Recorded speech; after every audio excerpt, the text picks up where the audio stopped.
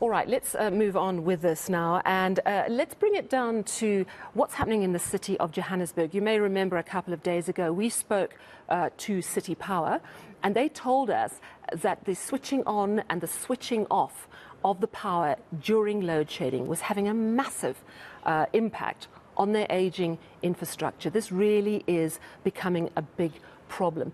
Also, we heard from the spokesperson that the call-outs and the complaints in terms of lost power had risen tenfold. So when there's an intense phase of load shedding, they might have 500 call-outs for a specific hour. It goes up to 5,000 when we're sitting in a stage 6. So Heidi Giokos, our reporter, has been out with City Power today just to find out what it is like at the coalface of trying to sort out those problems when the power won't go back on again. Heidi, you've been out with the team. Now, we know that people are incredibly frustrated because not being able to access your power just grinds your life to a halt. But you've been with the team. Talk to me about your experiences.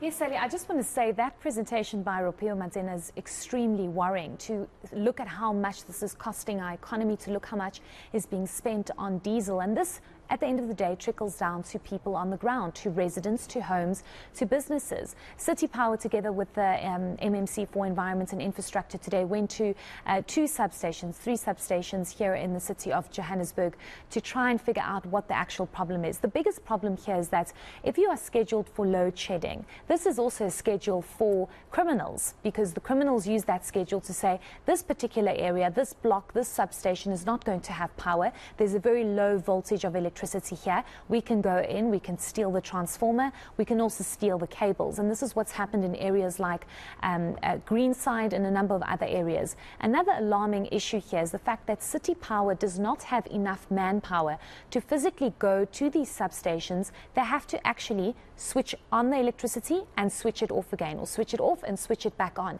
And this is why in many areas, even in the area I stay in, load shedding is expected to come back at 8 o'clock in the evening, for example. It will only come back at around 9, 9:30, and then you're being load shed again at 10 o'clock in the evening.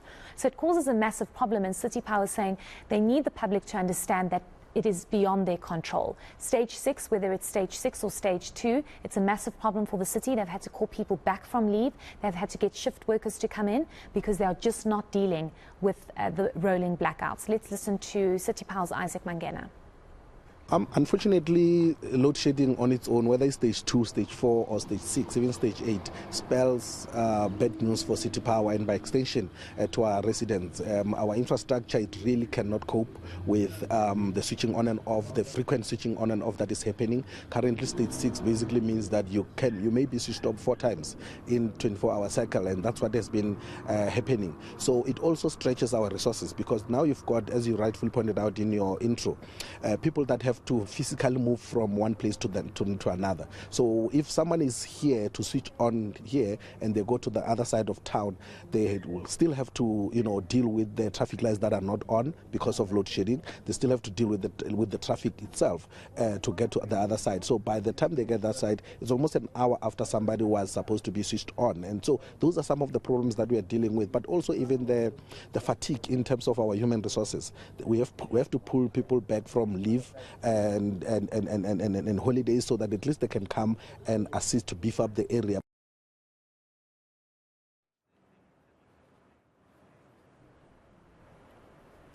All right, Heidi. So, so we're hearing that from City Power side, the people who have been called back from leave, they're under enormous pressure.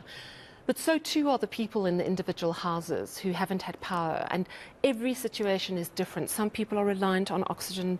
Some people have newborn babies.